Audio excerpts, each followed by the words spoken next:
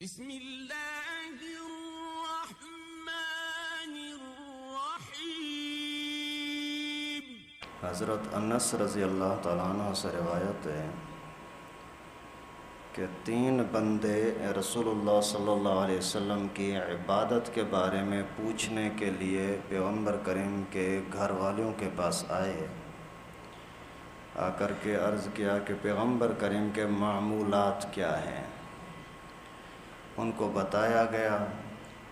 تو پھر حضرت انس فرماتے ہیں کہ انہوں نے پیغمبر کریم کی عبادت کو کم سمجھا کہ زیادہ عبادت نہیں فرما رہے، لیکن پھر آپس میں کہنے لگے یار ہم نبی تو نہیں ہیں، پیغمبر کریم کی شان تو بہت اونچی ہے، ہمارے اعمال ان کے برابر تو نہیں ہو سکتے، اور پیغمبر کریم کی ایک تو غلطیاں ہیں نہیں، اگر غلطیاں ہوں بھی تو اللہ تعالیٰ نے پہلے سے ہی اعلان کر دیا کہ میں نے معاف کر دی ہیں، اس وجہ سے ہمیں زیادہ محنت کرنی چاہیے، زیادہ عبادت کرنی چاہیے۔ ان 3 میں سے ایک نے بولا آج کے بعد ہمیشہ میں رات کو جاگتا رہوں گا، عبادت کروں گا، کبھی بھی رات کو سوؤں گا نہیں۔ دوسرے نے بولا کہ آج کے بعد میں ہمیشہ روزے رکھتے رہوں گا، کبھی بھی ناغہ نہیں کروں گا، کوئی روزہ چھوڑوں گا نہیں۔ تیسرے نے بولا کہ آج کے بعد میں ہمیشہ کے لیے عورتوں سے جدا رہوں گا، کبھی بھی میں شادی نہیں کروں گا۔ رسول اللہ صلی اللہ علیہ وسلم کو جب پتہ لگا تو پیغمبر کریم نے ان سے پوچھا کہ آپ نے ایسی باتیں کی ہیں؟ انہوں نے عرض کیا کہ اللہ کے رسول ہاں کی ہیں۔ تو پیغمبر کریم نے فرمایا کہ سنو، میں آپ سے زیادہ اللہ تعالیٰ کا خوف رکھنے والا ہوں، میں آپ سے زیادہ تقوی کی زندگی اختیار کرنے والا ہوں، لیکن میں روزے بھی رکھتا ہوں، کچھ دن چھوڑتا بھی ہوں، اور میں رات کو جاگتا بھی ہوں، نمازیں پڑھتا ہوں، پھر سو بھی جاتا ہوں، اور میں شادیاں بھی کرتا ہوں۔ پھر پیغمبر کریم صلی اللہ علیہ وسلم نے فرمایا من رغب عن سنتی فلیس منی، جو بندہ بھی میرے سنتوں سے منہ پھیر لیتا ہے اس کا میرے ساتھ کوئی واسطہ نہیں، وہ ہم میں سے نہیں ہے۔ اب اسی تفصیلی حدیث مبارکہ کے اندر خاص طور پر یہ بات سمجھائی گئی کہ انسان کے اوپر اپنے جان کا، جسم کا بھی حق ہے، اپنے آپ کو اتنا زیادہ تھکا دینا کہ کمزور ہو جائے، پھر بیمار پڑ جائے، یہ بھی اچھا نہیں ہے۔ جتنا موقع ملے عبادت کریں، جو فرائض ہیں اس کے اندر کمی کبھی بھی نہیں ہونی چاہیے، پابندی کے ساتھ فرائض پورے کریں، لیکن نفلی عبادت کے اندر جتنی آسانی کے ساتھ کر سکتے ہیں کریں، زیادہ اپنے آپ کو تھکا دینا اچھا نہیں ہے۔ مثال کے طور پر آپ نے اپنے آپ کو اتنا تھکا دیا کہ ابھی جب کام پر گئے اور کام کر نہیں رہے ہو، یہ تو آپ کی عبادت کام کی نہیں ہو، یہ الٹا گناہ گار ہوں گے کہ آپ جس چیز کی تنخواہ لے رہے ہیں وہاں آپ حاضر دماغ نہیں ہیں، آپ کی توجہ نیند کی طرف ہے۔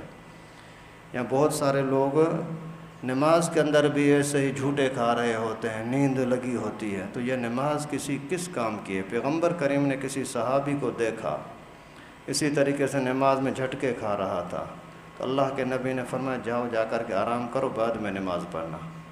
ابھی نیند کے خمار ہو، نماز پڑھے گا، پتہ نہیں آیت کیا پڑھ رہا ہے۔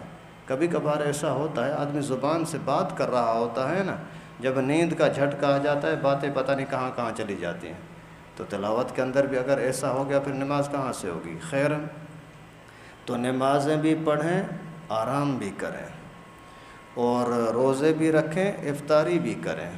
اگر مسلسل روزے رکھتے رہو نا تو یہ عبادت نہیں، یہ عادت بن جائے گی۔ عادت کے بنانے میں ثواب نہیں ہے، عبادت رہنے میں ثواب ہے۔ ایک بزرگ نے ایک واقعہ لکھا ہے کہ ایک شخص بول رہا تھا میں 12 سال سے ہمیشہ روزہ رکھتا ہوں کہ یہ اچھا کرتا ہوں یا نہیں کرتا؟ تو بزرگ نے سنا، فرمایا غلط کرتے ہو۔ وہ حیران ہو گیا، کیوں؟ فرمایا جو سنت طریقہ ہے وہی روزے رکھو، اگر شوق ہے تو سنت والے روزے رکھو۔ کون سے؟ ہر ہفتے میں 2 روزے رکھو، جمعرات اور پیر کا، اور ہر اسلامی تاریخ کے اعتبار سے 13، 14، 15 اسلامی تاریخ کے روزے رکھو، یہی مسنون طریقہ ہے۔ تو اس نے بولا کہ میں روزانہ رکھتا رہتا ہوں، مجھے تکلیف نہیں ہوتی۔ تو حضرت نے فرمایا کم از کم اتنا کرو کہ ایک دن چھوڑ کر کے دوسرے دن رکھو۔ تو اس نے ایک دن رکھا، دوسرے دن چھوڑا، پھر جو ایک رکھا نا، پھر آ کر کے بولا حضرت بہت تکلیف ہو رہی ہے۔ بولا یہی فرق ہے، تو عبادت نہیں کر رہا تھا، تیری عادت تھی۔ بہت سارے لوگ ایسے ہوتے ہیں کہ 24 گھنٹے میں ویسے ہی 2 مرتبہ کھانا کھاتے ہیں، تو بھی 2 مرتبہ کھانا کھاتا تھا، ایک صبح کو ایک شام کو، بس یہی تیری عادت ہے، عبادت نہیں ہے۔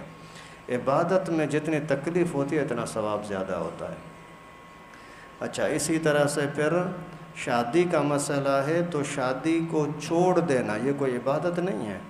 سب نبیوں کی سنت ہے شادی کرنا، پیغمبر کریم کی سنت ہے شادی کرنا، اور شادی کرنا خود عبادت ہے۔ شادی کرنے کے بعد آپ اس کے لیے کما کر کے لاتے ہو، یہ بھی صدقہ خیرات کا ثواب ملے گا۔ ایک دوسرے کو مسکرا کر کے ملو گے، یہ آپ کے لیے ثواب کا ذریعہ ہوگا۔ آپ نے اس ارادے سے شادی کی کہ میں گناہوں سے بچ جاؤں، یہ ارادہ ثواب کا ذریعہ ہے۔